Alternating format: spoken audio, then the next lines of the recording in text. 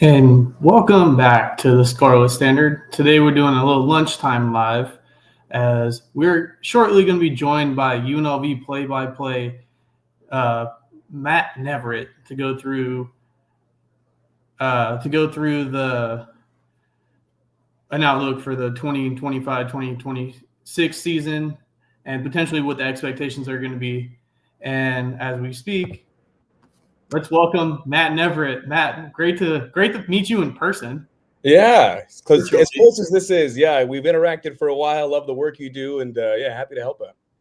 I mean, I'm a big fan of your work too. I'm glad to see that you're doing the play-by-play. You basically almost cover pretty much almost every UNLV sport now, because I've heard your baseball calls, obviously with the Aviators and UNLV baseball, and obviously now you took over basketball and you're the main color for football. Yeah, I'm a busy guy. I don't do well with free time, but I wouldn't have it any other way. It's really cool. My dad used to do the play-by-play for both football and basketball 22 years ago, way back in the day in the John Robinson era. I got to know Coach Robinson a lot when I was a kid living out here. And it's an honor for many reasons to be doing the play-by-play for football, basketball, and baseball, as well as you had mentioned, but especially to kind of carry on that legacy has been a lot of fun. You also do the Aviators, and I don't think a lot of people know that, with another play-by-play legend with Russ Langer. Yeah, no, it's been a lot of fun. Russ is one of those guys that I've known since I was a kid living out here. Back in the, I believe I met him the last year of the Stars, so that would have been 1999. I'd have been 5 years old. So yeah, it's great doing it here, and it's funny. This is my full-time gig. This is the one I get my health insurance from. So it's great. I've done a ton of football and basketball, but I've done the most baseball. I played baseball through college. I still play on a men's league team. So I definitely have a lot of different passions when it comes to calling and playing sports. Baseball's kind of always been there, but love college football and basketball as well, and especially with UNLV, a program that's near and dear to my heart. So, Matt, let's start with this. You mentioned, your favorite thing is UNLV football. It's July. UNLV football has been on the rise for the last couple of years. UNLV's heading into fall camp with some real national expectations. You've been around this program for a long time. Have you ever seen the program felt just like a stability level like it has been the last couple of years? Oh, absolutely not, Mike. This is unprecedented as far as expectations go, as far as the finances go, as far as the level of talent that's being brought in. This is far and away as good as it's ever been for UNLV. And, a lot of credit where credit is due to Barry Odom and his coaching staff, what they were able to establish over the last 2 years. I don't think enough is made about the foundation that was laid by Marcus Arroyo and his time, and even the previous couple of coaching regimes, in terms of kind of getting the money, getting the facilities, and kind of setting the groundwork for where this program is now. It is Mountain West championship or bust, and it's been that way for the last 2 seasons, including this year. I mean, that was the expectation going into last year, was that they were going to compete and ultimately try to win that Mountain West championship game. That's never really been the case for a UNLV program. And, Dan Mullen has kind of alluded to that, hey, it's almost a positive, because all you can do is go out there and lay it all out on the line. It's not like there's expectations to live up to historically. So, he finds such a good way to turn negatives into positives. And I think he's the right guy for this time in UNLV football. And I think, a lot of people don't recognize the history of UNLV football. I think I've written a piece about, the rising from the shadows, basically, in my opinion, this is probably, you could correct me if I'm wrong, but probably the most hyped around season since John Robinson was the head coach. And they had that season going in with Jason Thomas after winning the Las Vegas Bowl against Arkansas. I think that team was, SI put them as a preseason top 25. It didn't pan out very well, which I don't hope happens this time. But, you kind of see the national media has not really been around in a positive way, the UNLV program, like it is now. And even regionally in the Mountain West Conference, I spent the last 2 days at Mountain West Media Days down at Circa. And when it was Coach Mullen's turn to speak, there were cameras everywhere. He was the most requested coach. He spoke for the longest. He had the most coverage. I mean, the guy knows how to hold a room. That's obvious with his tenure at ESPN and his on-air prowess. But I think he, like I said, is the right guy for this time in the program because he doesn't shy away from those expectations. This is a guy who's won over 100 games in his career. He's had multiple national championships and teams that have competed. I mean, he talked a ton about his '04 Utah team with Alex Smith that ended up finishing undefeated but not national champions. And he's had a team in Mississippi State as #1 in the country for a program that had never been there before. Now, I'm not saying that's the expectation this year necessarily for UNLV, but it's something that he has experience with and really is, those expectations. He's got an SEC coaching style here in the Mountain West, something that we haven't seen in a really long time. Yeah, I think you have to think that he's probably, UNLV's hired some big names before, like I mentioned, like John Robinson, things like and guys like that, but he has to be. I don't think, one, that hire was expected after Barry. Definitely and two, not. It's showing that, based off of what he's being paid, that's a huge step up for any group of 5 program, especially UNLV, because that's an unprecedented number. It's almost, I looked up, I think if you count the new Pac-12 with Oregon State and Washington State, Mullen is, $1.5 million higher than any coach in the Mountain West. So you got to think, even just based off that, the expectations are going to be astronomical. Absolutely. But, again, this is a guy who comes from the Urban Meyer coaching tree. That is the expectation. He's expected to win. He's expected to earn every penny of that salary. And he's a guy who the school was enamored with in this coaching search, and they were ready to go. They were ready to do whatever it took to get Dan Mullen to Las Vegas. And, so far, the early results have been great. Now, it all depends on what happens on the field, but we'll get to that. But I do think that this is a team with a lot of experience coming in. They've taken in a lot of retreads, guys that have been at some big-time programs. They've got 4 former 5-star players. I think Tony Grimes was the only one on last year's roster. And this is a team that I think internally their expectations are even higher than everybody else. Yeah, and I think that, I've interviewed a bunch of guys recently, and a lot of those guys are some of those Power 5 transfers that you talk about. And the one thing that's been common every interview I think I've done with them is they want to prove themselves. They some of them have said, Jaheim Joseph, he mentioned to me that they have a lot of guys in that room that they know this might be their last year of college football. They're going to give it everything that they got. Varkey's, when I talked to him, he kind of mentioned that it's a group of misfit guys that are looking to, mesh together and prove themselves. And when I mentioned, the Golden Knights from year one, he kind of took that and he's like, yeah, that's exactly right. And, a lot of outsiders looking in, at least in my opinion, look at it as a perspective of you have 40 new guys. Who knows how Power 5 guys are going to do? But I mean, I interviewed Cody DeCamber yesterday, and Cody mentioned to me that he had the same view that Jaheim did. He's like, if you would look in that DB room, right, because you have the USF transfer, you have Denver Harris, who came from LSU and UTSA, and you have guys like Jake Pope, and obviously Cody, who came from Oregon, who transferred back to UNLV because he was a Gorman kid. You look at it from that perspective. He was like, if you would have told me that most of these guys who came in during spring ball, we met less than 2 months ago, and how tight knit we are, you can never tell.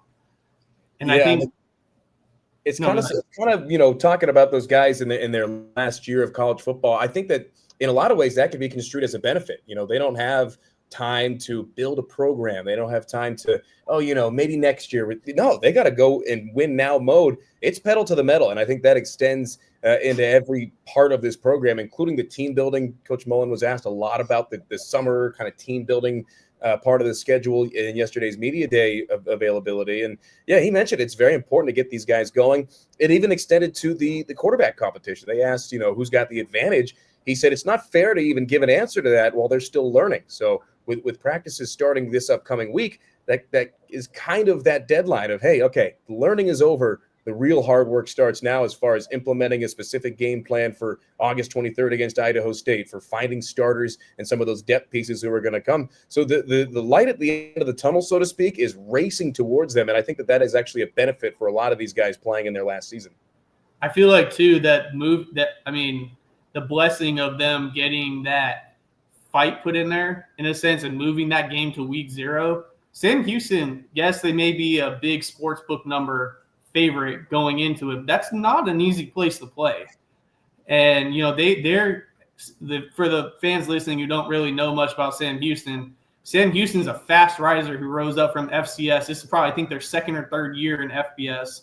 So they're a very tough out, and they've had a higher recruiting ranking. So getting that, yes, they play Idaho State, an FCS school, but it's going to be great for them to get those reps, get those mistakes in early before you have to go into a potential road matchup that could be, in some people's eyes, a trap game with UCLA looming right behind it. Yeah, absolutely. And that's one thing that got talked a little bit about during media day was that, you're going to get to see a lot of different players in that opening game against Idaho State. I think obviously the focus is going to be on the quarterback battle. And I think because of that, like you had said, it's almost a blessing in disguise that this game got moved up. A, you get started early against an opponent that you should dominate. B, you get an extra bye now in the middle of the season. That's 3 byes during the season, which is huge. If you count the week 0 game as the beginning of the season. But you're going to get to see both Anthony Calandria and Alex Orji a bunch. We're going to see some Cam Friel, I would even imagine, during that game. So you're able to get game reps on tape, which is going to be huge going into that game at Sam Houston State, which, you're correct on that. That's going to be a tough one. It's going to be unique as well because the game's going to be played at the soccer stadium there in Houston, which is actually great for us as the road team because we stay at a hotel right near the soccer stadium, and Sam Houston State's about an hour and 40-something minutes north. So our bus ride to the stadium is going to be a lot shorter than theirs that day. So that first road game should be interesting. So just hitting on what you mentioned, that quarterback battle, this one feels kind of different. Last year with Hodge and Sluka, the expectations weren't as high. Obviously the expectation was go to the Mountain West Championship, but I'm saying – expectation nationally with Mullen as the head coach weren't as high. You have 2 big Power 5 guys coming in, and Alex Orji and Anthony Calandria. It's how do you feel that, what separates those two, and what could separate? How can the quarterback play separate UNLV from the rest of the Mountain West? Well, I think for just about everyone this time of year when it comes to the quarterback play and potential quarterback battles, I think in the early stages, especially once you start your fall camp, is going to be about ball security, ball protection, who turns the ball over the least, because that gives the coaches a little bit more confidence if everything else is the same, that you're going to be the guy if you're the one that takes care of the rock better. And these guys both bring a pretty unique and diverse skill set into this quarterback battle. For Calandria, he's got the playing time previously at Virginia. He played a bunch over two or 3 years there. He is the more creative, we'll say, runner. He's a little bit more slippery. He runs similar to Matt Sluka did, especially at the beginning of last year. Definitely not the same type of quarterback. Calandria can make a lot of downfield throws. I think that the short to intermediate routes are going to be where he makes his money. And for UNLV with the reloaded tight end room, I think the offense is going to feature a lot of those routes, and especially going up the seam on 3rd and long. But for Orji, he brings a kind of a different wrinkle to it. Big time player from Michigan, played sparingly over 2 seasons there, but he's built like a fire hydrant. I mean, he has compared to Jalen Hurts physically, and that's not an unfair comparison. He's got legs like tree trunks. He's the more power runner, but he's actually the more traditional pocket passer out of the two. And talking to D'Angelo Irvin at Media Day, he said that Orji can throw the ball out of the stadium. So I think in terms of a bigger arm, downfield throws, at least so far, we've seen more of that from Orji. But for Calandria, we've seen a little bit more creativity and a little bit more of an ability to create out of the pocket. I feel like you're not really going to – you can obviously chime in on this. In my opinion, I feel like you're not really going to see who the real starter is until they play UCLA. I would tend to agree with that. I've been looking at my notes from Coach Mullen's availability yesterday. One of the things that he said that really stood out to me, and I hadn't necessarily heard a coach phrase it like this before, and it plays into this. He's word for word, he said, right now, no one's competing for starts. He talked about, the starting lineup is just the guys whose graphic they show on the video board before the game. And that could literally just depend on what kind of package they're in to start the game, what kind of an opponent they're going up against, whether it's 11, 12, 21 personnel.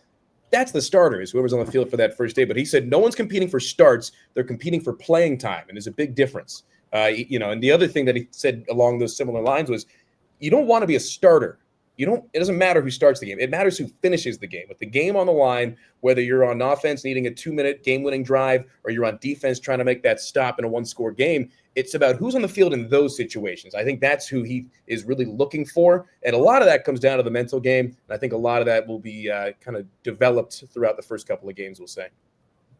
You mentioned Mullen's time at Florida, Utah, and Mississippi State. How do you see what you've seen this spring line up with how his system is demanded back in his tenure at those schools? Well, I think with those three in particular, when they were at their best, you had great quarterback play. You had 3 different college football Hall of Famers all under Dan Mullen. You had Alex Smith, Tim Tebow, and then Dak Prescott, who's now the highest paid quarterback in NFL history. So at the very least, I think Mullen played a part in that year that they were number 1 at Mississippi State. I think you're going to see him have his thumbprint all over the offense, which is, his bread and butter. That's where he came up through his time as a wide receivers coach and then an OC under Urban Meyer. And then, as it's played out as a head coach, I think he's going to let Paul Guenther take a lot of the defense. He's going to trust that NFL experience is going to shine through. And Mullen even said, he goes, I'm not stubborn. He goes, if we're in a meeting and we're showing something and, one of our safeties or our linebackers says, hey, I think that this may work better against this. Sure, let's try it. He's not. He's open to collaboration, let's say. Ultimately, it does come down to the coaches. And with Corey Dennis on the offensive side, a really young, exciting, upstart talent as the OC, and Paul Guenther with the experience and the NFL pedigree on defense, I think he surrounded himself with great pieces to kind of allow the coordinators and the coaches to kind of do a lot of the legwork. And, he kind of goes and bounces around mainly on the offensive side, similar to what we saw with Barry Odom, honestly, except Barry's focus was more on the defense. You've called a lot of games over the years, through 3 different coaching staffs. What's the biggest difference in tone or approach that you picked up around the team since Dan Mullen's arrived?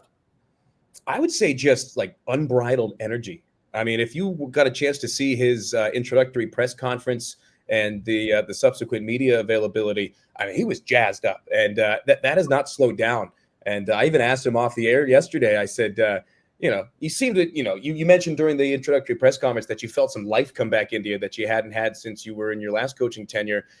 Has that stayed the case even through all the, pedantic logistics stuff, including media day and all the planning? He's like, yeah, this is great. I mean, so it's an interesting personality for a head coach. He's really open, really fun, love to talk about stuff that's not football. Willie Ramirez got him going on restaurants and golf for about an hour straight. Hitting on what you just said, I don't remember the exact quote of what he said, but he mentioned something about he wanted to come back to football on his own terms. Yes. And he feels like he did that. Very much so. Hand-picked by UNLV. It's a town he's familiar with. He loves the facilities. He said that was kind of the main draw. And also the fact that he's got a very legitimate chance to make the college football playoff year 1. Commissioner Gloria Narvaez said multiple times yesterday that they feel that they are in the strongest position of any group of 5 conference to put their winner in the college football playoff. And that was a huge part of why Dan Mullen came here, especially with the names he was able to bring in right off the bat. They're competing to get to the college football playoff by virtue of the Mountain West Championship. You said, I've listened to your broadcasts, obviously, during road games. Sometimes I even listen to them over the TV feed. I'll have the TV on, but I'll have the radio broadcast on at the same time. And I remember repeatedly last year with how Odom built his teams that you said that UNLV's physicality and tempo wore teams down. Do you think that identity still fits this new system, or is that still being refined a little bit and it's kind of a wait and see? I mean, on a certain case, on one hand, it's a wait and see, but I could see this team being really physical and really athletic right off the jump, especially with the names they brought in, with the pedigree that they've got. Even like Jalen Lee on the defensive line. I'm just thinking of guys that could make an impact in both the physicality and the tempo on both sides of the ball. Chief Borders too. Yeah. I'm huge on Chief Borders, by the way, in the new college football video game, playing my dynasty with UNLV. He's the man on the edge rush. But this is going to be a team that I think they're going to be hungry right off the bat. They, should go into that UCLA game 2-0. I really think that the Idaho State game is going to be a great tune-up. I think they go on the road and win, just my own personal opinion, at Sam Houston State. But I think that they're going to be able to get out to a really hot start. And then if you can beat UCLA, you go into Miami of Ohio off of a bye week and then another bye before Mountain West Conference play starts at Wyoming. You go into that game 4-0, who knows? So I think that this is a team that's going to jump out really early. Maybe not that same breakneck pace as the go-go, kind of gadget offense at times, but I think they're going to keep a lot of the same elements, especially with Corey Dennis, who's got the Ohio State experience. He knows that tempo is really going to be a big factor early in the year. So you mentioned the go-go. What from Brennan Marion's offense to the kind of more spread scheme that Mullen and Dennis are going to run? What do you think the biggest adjustment this offense will have to make? That's tough. I mean, I think it's going to be about staying within themselves and really just remembering that it all does come down to the run game. That's kind of a misconception about the spread offense, unless you're a Mike Leach, unless you're a Washington State or some of those teams at Texas Tech where you're just throwing. At the end of the day, it's a spread run scheme. Don't forget, they've got the best returning running back, in my opinion, in the conference in Jet Thomas, who is the highest rated player on UNLV's roster in the video game, by the way. It's about setting that up. And they went out and got some great linemen, Faminu and the center Reed Williams. They've got a great, core five to protect the quarterback, but also to set up the run game. And my favorite example to bring up when you're talking about a spread team that loves to run the ball were those old Oregon teams under Marcus Mariota and that generation prior. Yeah, they were a spread out offense. Yeah, they threw the ball a ton, but they would gash you up the middle because they spread. And then when push comes to shove and you need to kill some clock at the end of the game, they would just jam it down your throat because you're not getting any support outside of that 6 or 7 guys in the box. So I think early on that tempo is going to be big until everybody kind of gets their legs underneath them. I don't think that's going to be that much of an adjustment, especially for the guys that have stayed. But I think it's going to be more about the run game than people expect.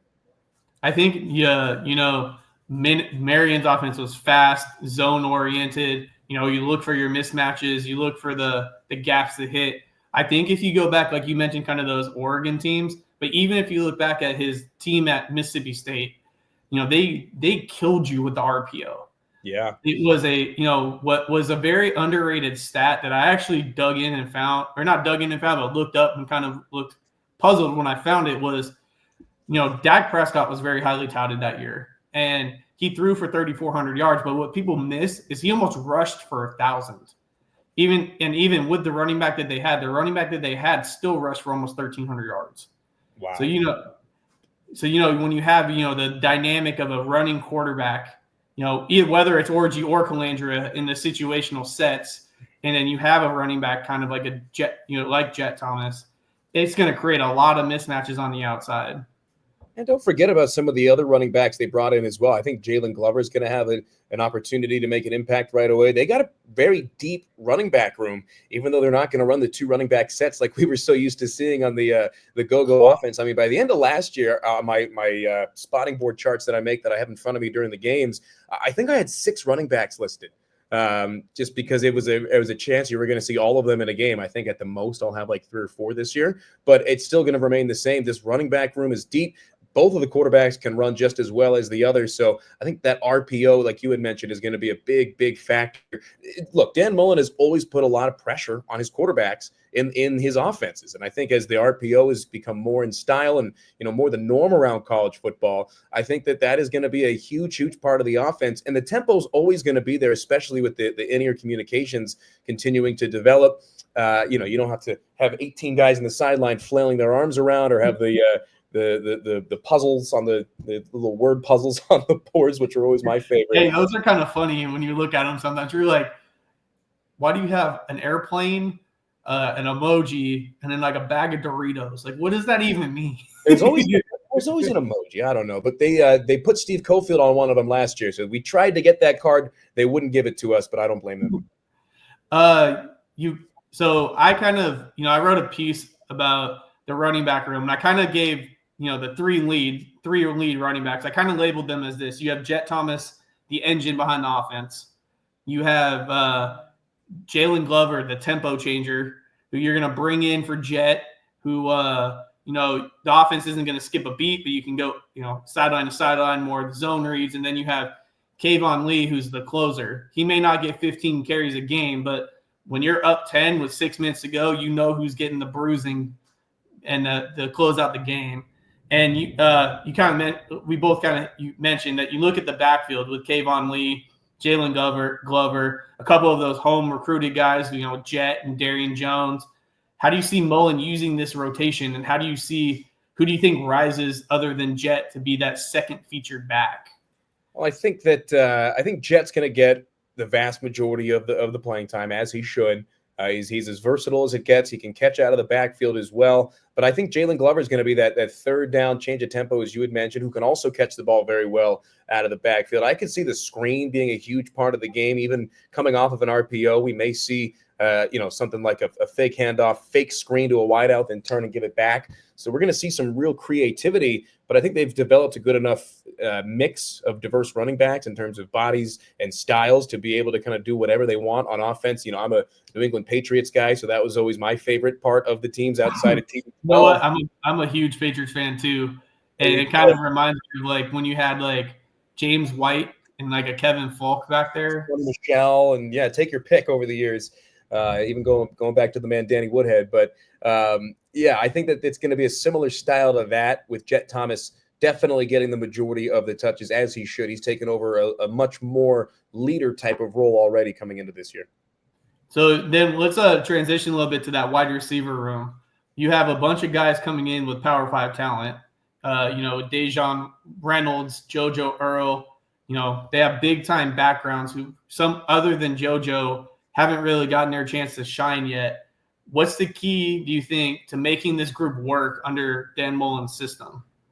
Just diversity of routes. Don't forget Troy Omieri as well out of Arizona State. He's going to be your deep downfield threat. I think Caden McGee takes a step up. I know it's a guy that you would talk to in your series so far. I think that with JoJo Earl, not your typical slot back, but I think he can kind of take over that role along with Day Reynolds. So same with the running back room. They did a good job of going out and getting a lot of diverse types of wide receiver. We're going to see 3 to 4 wide receivers a lot. I think this is going to be, a very, very oft-used group, and I think they're going to find different ways to get them the ball. Don't forget D'Angelo Irvin as well. I mean, that's your guy. You get it to him in the backfield and let him go to work. I think they've got more guys in that type of role than they have in the past. It was basically DeJesus or bust when it came to that role in years previous, and they're trying to replace, 2 really All-Americans in DeJesus and Ricky White. So the challenge is, how do you replace those looks? I think the different type of offense is going to help as well. And I think the supplement of a really, really strong running game and a really strong lead running back in Jet Thomas will take a little bit of pressure off those guys. I think Omieri is going to be the deep shot and possession guy. And there's those other 4 that I had mentioned are just going to be scat backs running all over the place, east to west. That's really where Dan Mullen shines offensively, is when he can spread your defense out sideline to sideline. My thinking, a little bit behind, you mentioned D'Angelo Irvin as well. D'Angelo Irvin and JoJo will obviously it's a wait and see, but I think that they could be that Kadarius Toney type that he had in his years at Florida, his last stint at Florida. Absolutely. No, and I think that he knows how to use running backs like that. Again, get it in their hands, let them go to work. But we're going to see some interesting blocking, I think. It's not going to be your standard, 5 in front, pass block here, run block here. We're going to see a lot of screens and a lot of movement from a really athletic offensive line. They did a great job of building the core up front as well. Because I think if you mix in the core offensive line that they brought in, and then, you have some monster blockers at tight end with Elskins and Jay Beasley, and then you mix in the versatility of like you mentioned earlier, the tight end game with Barkeys, you're going to have some dynamic formations you can run and some real versatility to get really creative. Yeah, because in years past, just with the bodies that were in the room, they really couldn't run a lot of 2 tight end sets. Christian Earls was supposed to be kind of tight end 2 last year, but he got hurt in the preseason and really didn't make an impact at all. He didn't get back till the end of the year. So I know that was what they wanted to do under the previous coaching regime, was have a really deep tight end room, but it ended up being Kaleo Ballanguy, and that was about it. So I think we see that. I mentioned it earlier. I think we see the tight ends used a ton. Marquise Gums is as, I will say, efficient and diverse as it gets in terms of his skill set. I think they're going to find different ways to get him the ball as well once all the other receivers are all spread out. Oh, yeah, there's the tight end safety blanket right in the middle standing on the first down marker. I think we see a lot of that on third. I think if you haven't had the chance yet, take a look at his Barkeys' film at North Texas. Oh yeah, that's the Barkeys that you want. The one that was freshman All-American. he didn't light up the stat sheet, but when he got his opportunity, he took advantage of it. Yeah, really. He's got a basketball background as well, which we saw how that played out for Khalil Ballanguy over the last couple of years. Let's transition a little bit to the defensive side. We've hit on a little bit of Paul Guenther. He stepped in late in the spring ball with kind of this, whatever the situation was with Zach Arnett that led him to resign and end up at Florida State. Whatever the real situation was, that's another story for another day. But we saw Guenther come in with his NFL experience, kind of has the title right now as interim DC.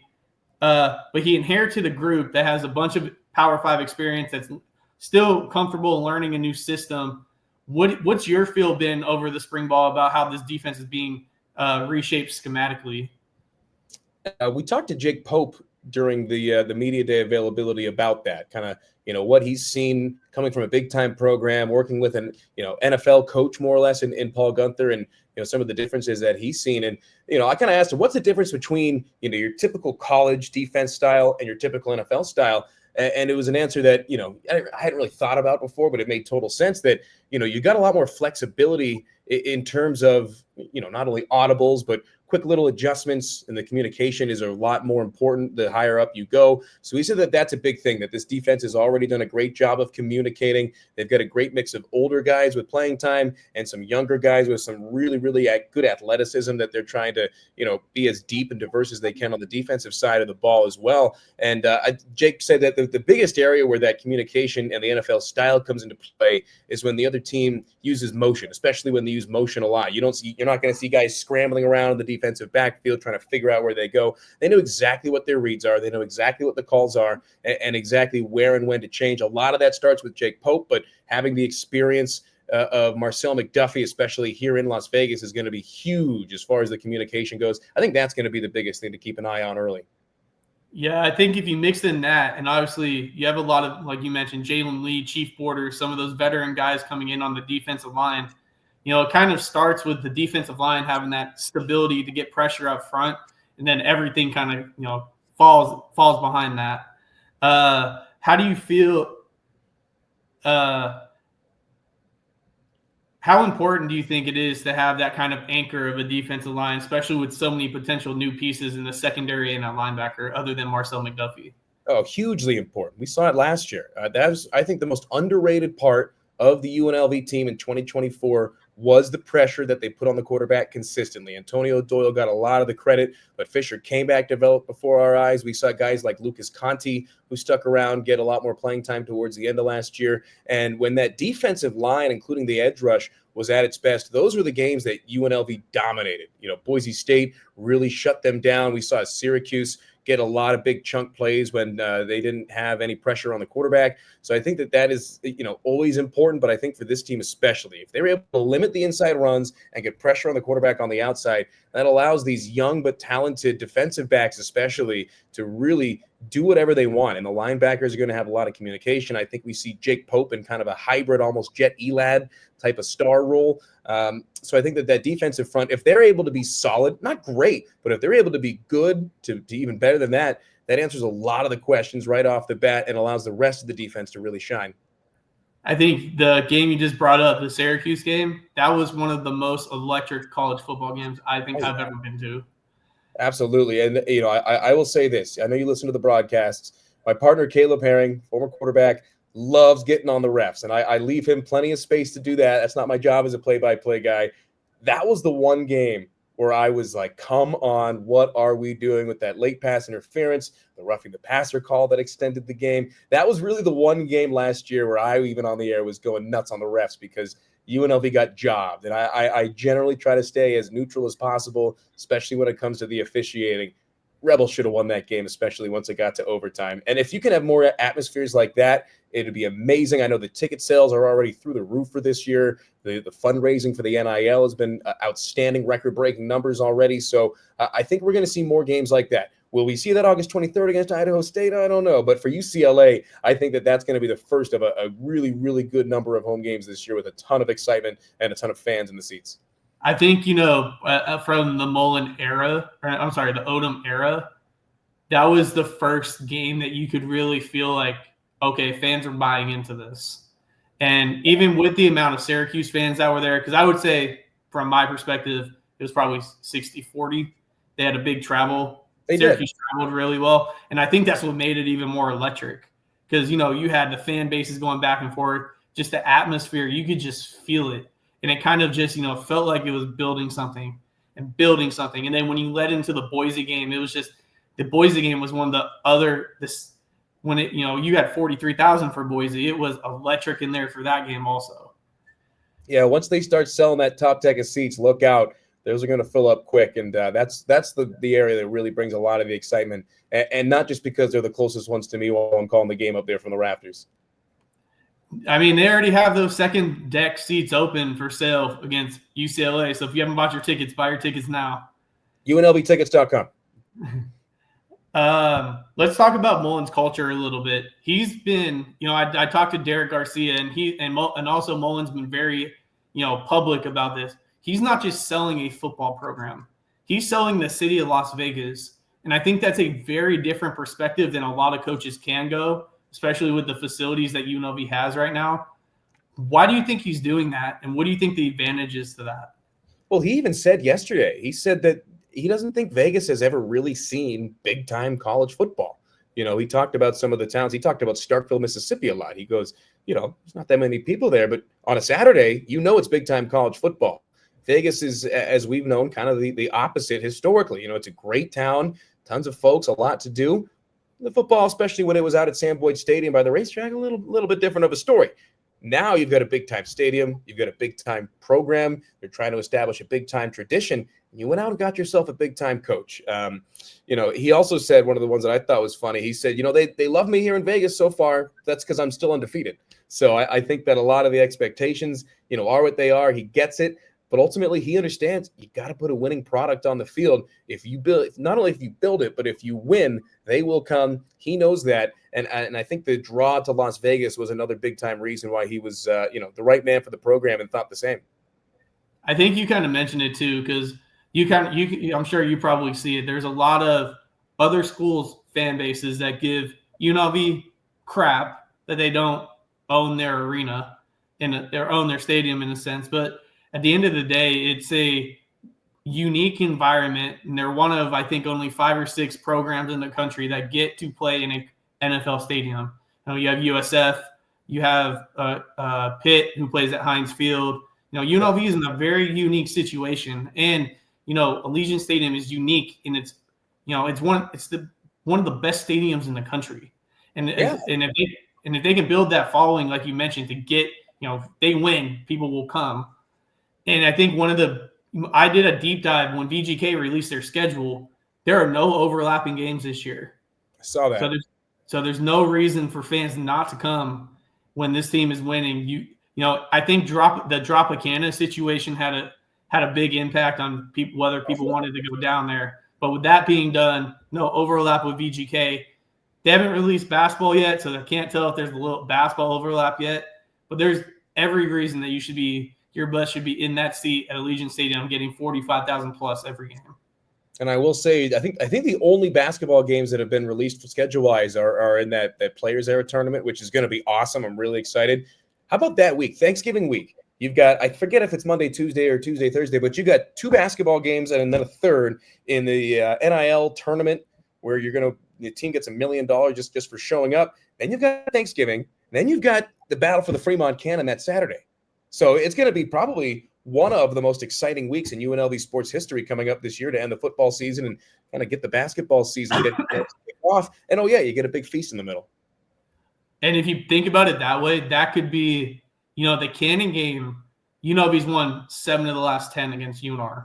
Yep. But the expectations now are so, the hatred is obviously always going to be there. But with UNLV now rising, the last 2 years, if they were to lose that game, knocks you out of playoff contention. The stakes are different. It's not just for the Cannon anymore. Absolutely. And, a couple different Wolfpack coaches and players had said that their expectation is to make a bowl game this year. That's 6 wins. If they come into that game with 5 and UNLV needs to win that game to get into the Mountain West Championship, let's just say, I don't know if the stakes have ever been higher if that situation ends up playing out.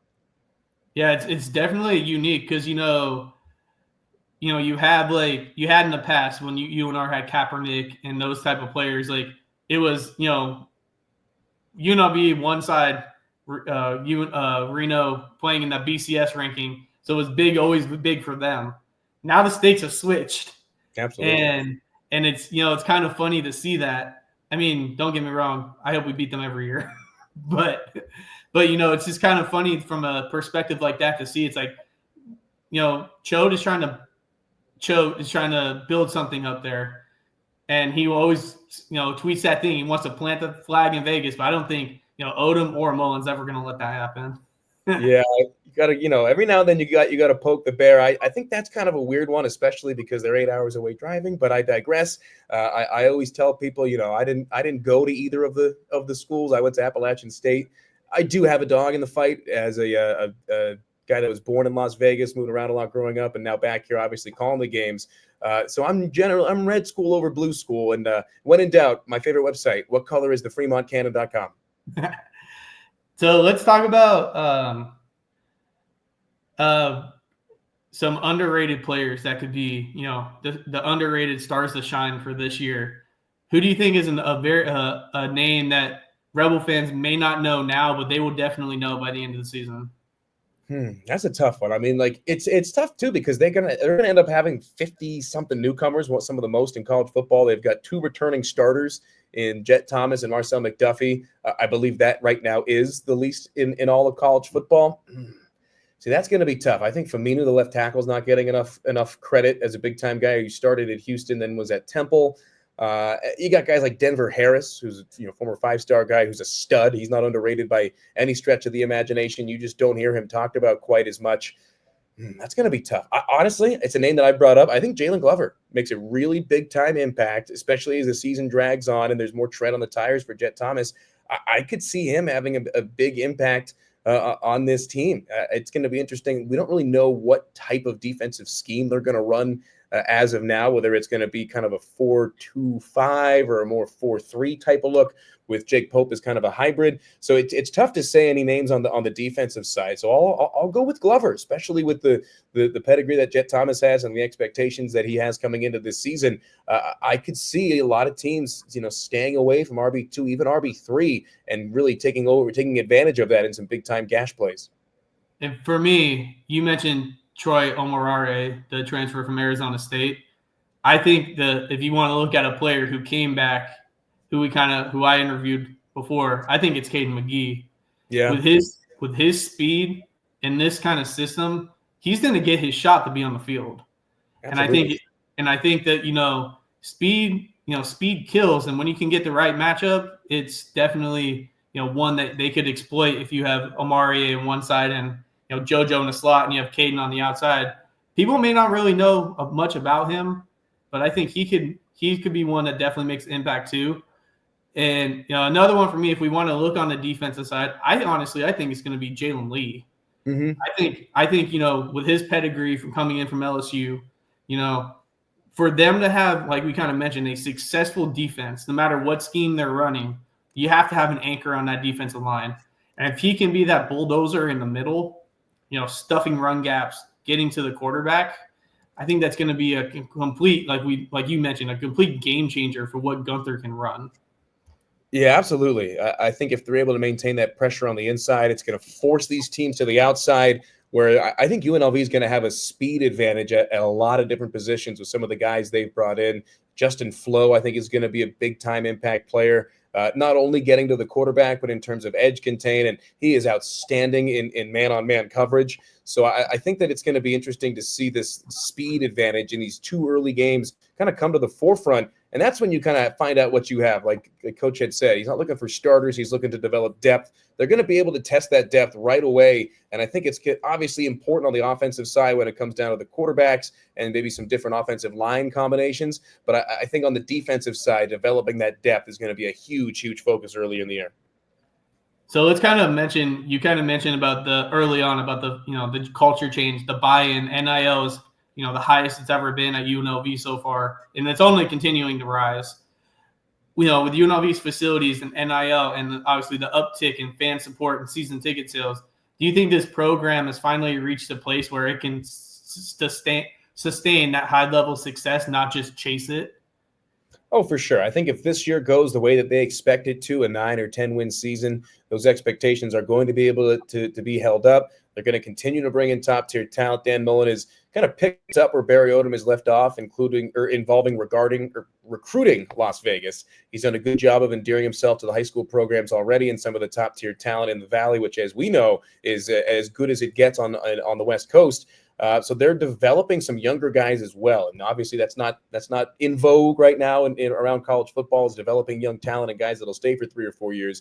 But I think if they're able to keep a lot of guys in house that they've brought in already, especially Derek Garcia, who's a quarterback coming in next year, who's one of the top quarterbacks ever brought in by any Mountain West team. I think that they're going to be able to kind of keep rolling. This isn't a 1-year retread for Dan Mullen either. It's not a, I don't know if this is the job he's gonna die in the seat of, so to speak. But I think that this is a medium to longer term project for Dan Mullen to really build this program, build his program, and put his name back on the map in the college football landscape. So it's going to be something that I think we see sustained, especially when it comes to the money.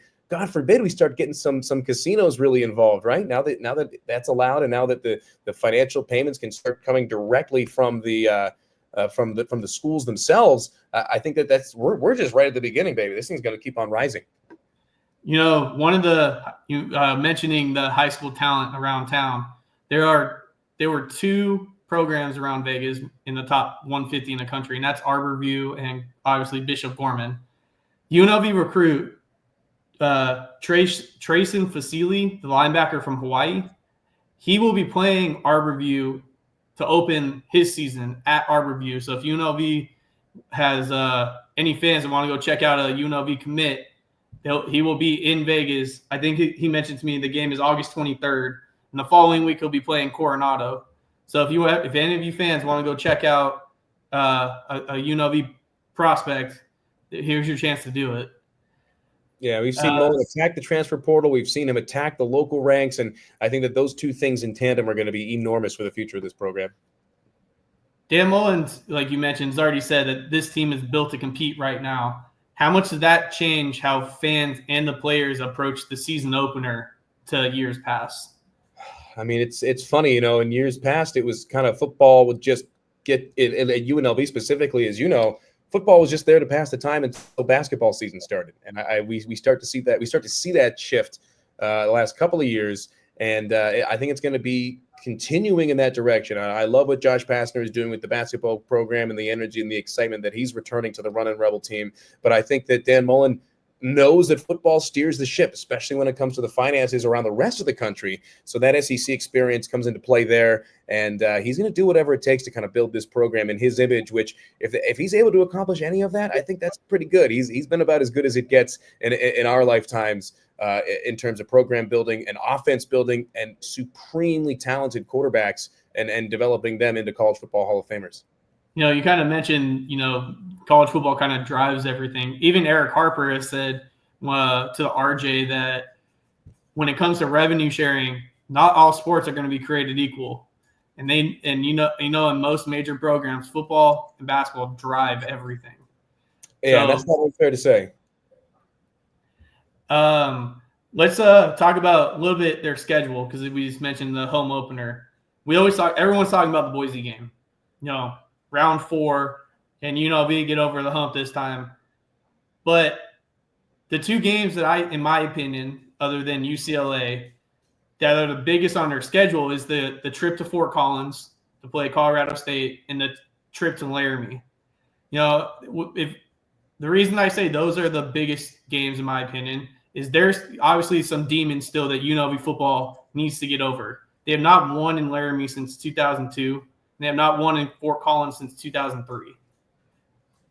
Yeah, those have been some tough places historically. Fortunately, though, for not only the guys in the field, but the rest of us on the trip, we're getting those ones out of the way pretty early. The trip to Laramie is the first in the conference portion of the season in October, I believe it is, so the weather won't be a factor there. I believe that the Colorado State trip is early November, if I'm not mistaken, late October. So the weather shouldn't be too bad up there. I spent 5-6 years living in Denver, so I know all about some of those early snowstorms in the Front Range. Yeah, it's going to be tough. That last game at Reno, never an easy one as well, especially with it being the last game of the year. We may see some weather there. Pretty favorable home schedule overall, I would say. Don't sleep on that Miami of Ohio matchup as well.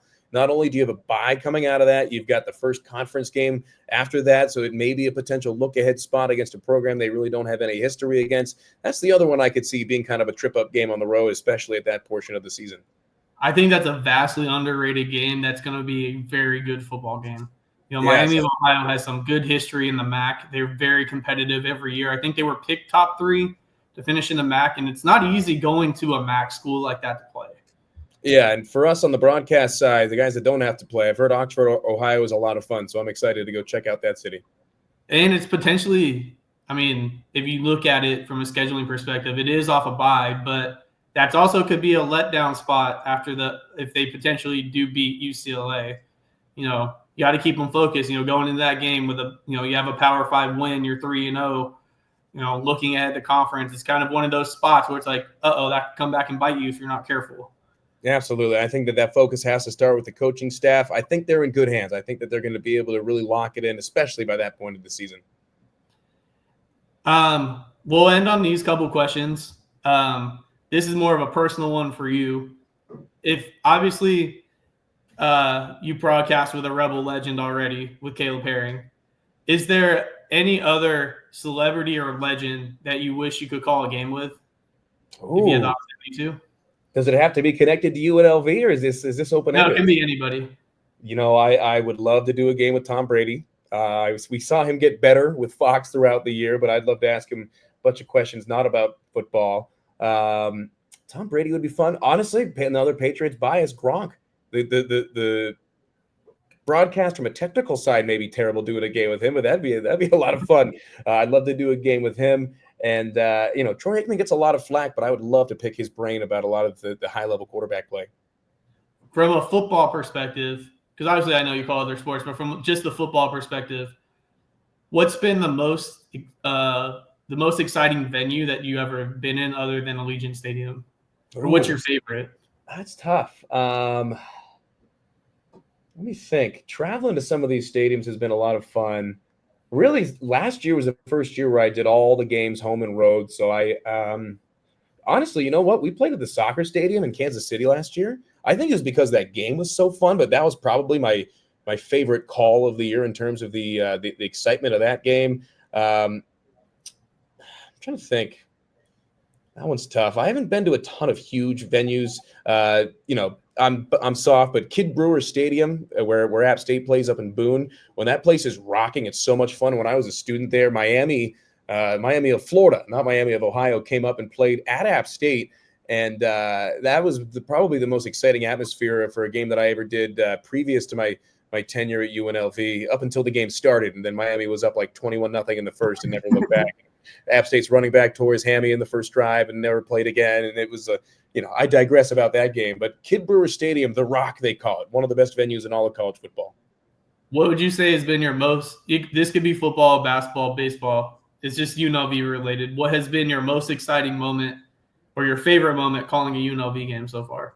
The game-winning touchdown against Kansas last year was probably the most, hyped jumping around that Caleb and I were in the booth at any point. When UNLV basketball went to Viejas Arena last year and beat San Diego State, especially just dominating them in the second half, I thought that was a lot of fun. Even though the game ended in a loss and it gave New Mexico the regular season championship at the end of last basketball season, any game at the Pit is so cool. And I love that we got to go back to Dayton and call a game there last year. That atmosphere was electric. DJ Thomas had the chance for a game-winning shot. It didn't go in, but that was probably the most exciting down-to-the-wire thriller in the run-and Rebel basketball season last year. So some mix of those. There's a lot of fun atmospheres that we get to do games from. What's your favorite thing about traveling to all these different places? Would you say it's the food side, just experiencing new places? What would you say is the favorite thing for you? I grew up traveling, grew up moving around a lot, so I love experiencing new places, meeting new people. The food is a big focus. Steve Cofield sends a very detailed list of some of the restaurants he'd like to check out when we travel. Food is his thing. I typically will default to him, but he's open to suggestions as well. I like that pre-planning and the camaraderie aspect of it. Yeah, I like the food. I like the anticipation of walking into the stadium and you're like, all right, I feel the energy. We're ready to go. I think that between food and that kind of feeling you get in your chest, those are the two most fun parts of the road trips for me. So you've had a front row seat, obviously, to this program. If the team hits its ceiling and the expectations this year, what moment are you looking forward to? What's